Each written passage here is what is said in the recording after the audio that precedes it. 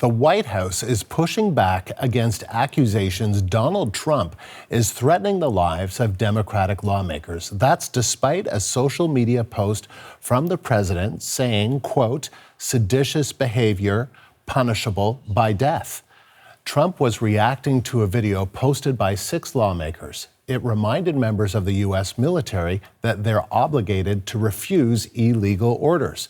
The CBC's Katie Nicholson is on the story. She has the latest on reaction from the White House. Yeah, and it wasn't just calling for arrest, his familiar lock them up kind of refrain. There was also another post suggesting that it was a offense punishable by death. And so reporters asked for clarity from Caroline Leavitt today, the White House press secretary. Did he mean to say that these former veterans and intelligence officers who posted this message ought to be put to death? And here's a little bit of Caroline Leavitt's response. She indicated, no, that's not what he meant. But here, just have a listen to what else she had to say about this.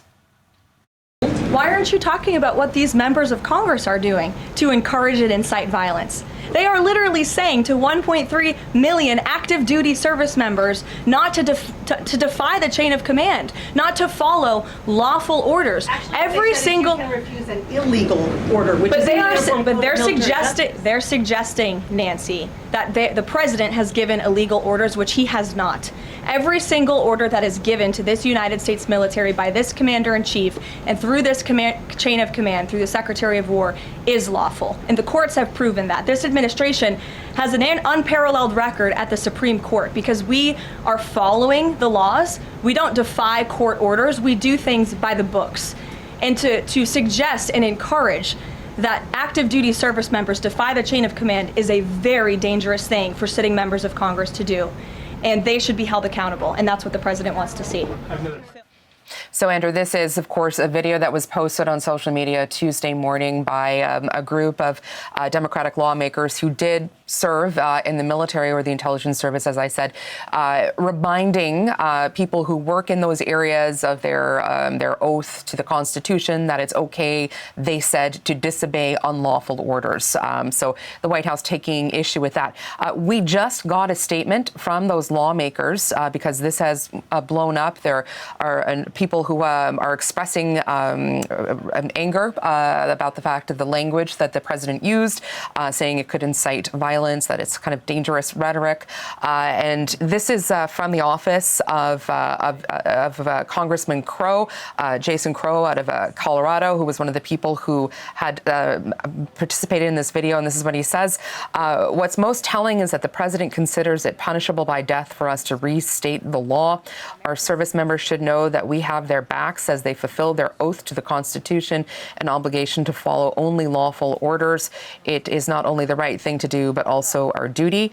This isn't about any one of us. It isn't about politics. It's about who we are as Americans. Every American must unite and condemn the president's calls for our murder and political violence. This is a time for moral clarity. So a little bit of that statement that just came out, Andrew, from those lawmakers who had made that video on Tuesday. Yeah, I mean, a lot of people would say that it's very concerning language that the U.S. president is using. Take us back to how this all started. Yeah, so it's not clear what specifically prompted these members to make this video, if it's in response to what's happening around Venezuela and some of the concerns that have been raised globally just about whether or not some of the actions of the U.S. military are lawful, or if this is more of a domestic concern about following that oath to the Constitution. Nonetheless, they posted this on Tuesday. Didn't make a whole lot of waves initially. On Wednesday, Fox picked it up, and apparently Donald Trump came across the Washington Examiner write-up about this. That's a conservative sort of news organization here. He posted that initially, and he was clearly upset about it. I don't know if we could throw that post back up again, his initial post quoting the Washington Examiner. But in that one, he suggested that perhaps they ought to be locked up. There it is. Yeah, it's really bad and dangerous to our country their words cannot be allowed to stand. Seditious behaviour from traitors, lock them up, and he signs off. And then he sort of doubled down on that. He sort of retweeted something apparently from somebody who was suggesting that George Washington would have done away with them, and so he reposted that, which Gavin Newsom, the California governor, picked up and criticized Donald Trump for this. Gavin Newsom sort of watching some of this unfold on the president's social media, suggesting that the president is sick in the head. Just reading some of these, and of course that post that Donald Trump made suggesting that these offenses might be punishable by death. That's really what caught a number of lawmakers, really caught their attention. Again, really upset a number of people. At the point to the Senate Minority Leader Chuck Schumer, who addressed this morning after it had happened. I believe we do have this clip where he's expressing concerns about how this could potentially incite violence. Here's Chuck Schumer. When Donald Trump uses the language of execution and treason, some of his supporters may very well listen. He is lighting a match in a country soaked with political gasoline. So, as I said, Andrew, we are now hearing from the lawmakers who started all of this with this video that they are, again, and I'll just repeat these words, that this isn't about any of us. It isn't about politics. It is about who we are as Americans. Every American, he says, must unite and condemn the president's calls for our murder and political violence. This is a time for moral clarity.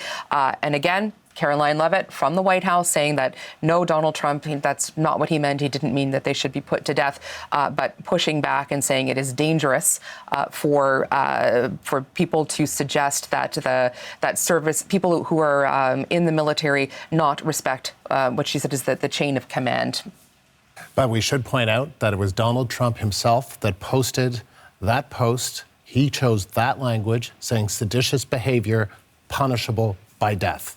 That is what he posted. It is getting, and Andrew, it is getting quite a bit of blowback. Fetterman, the senator, I believe we do we have Senator Fetterman's? We do, yeah. If we could just throw that one up as well. Just again, someone who has allied and voted with the Republicans in some cases, but saying here, I strongly reject the dangerous rhetoric. Do not threaten members of Congress, Republican or Democrat. It's deeply wrong. No exceptions ever. So John Fetterman there, really capturing some of the flavor of what we're hearing from politicians today, reacting to these words. Remember, lawmakers are routinely subject to threats. We hear it all the time. We recently heard it from Marjorie Taylor Greene over the weekend. And so this is this type of language we know in a tinderbox with these sort of very divisive times, certainly not helpful and not helpful for the security of people who are working to serve the country. And so since you brought up Marjorie Taylor Greene, Donald Trump has nicknamed her Marjorie Traitor Greene. She's a Republican. She used to be a big supporter of Donald Trump. And she has said that puts her security, her family at risk, more or less. Katie, just a final thought on that. Yeah, no, and she has pushed back against that this again and raised this. And we did hear comments from Donald Trump saying he dismissed the effect of using those words and that impact on her safety. The CBC's Katie Nicholson in Washington.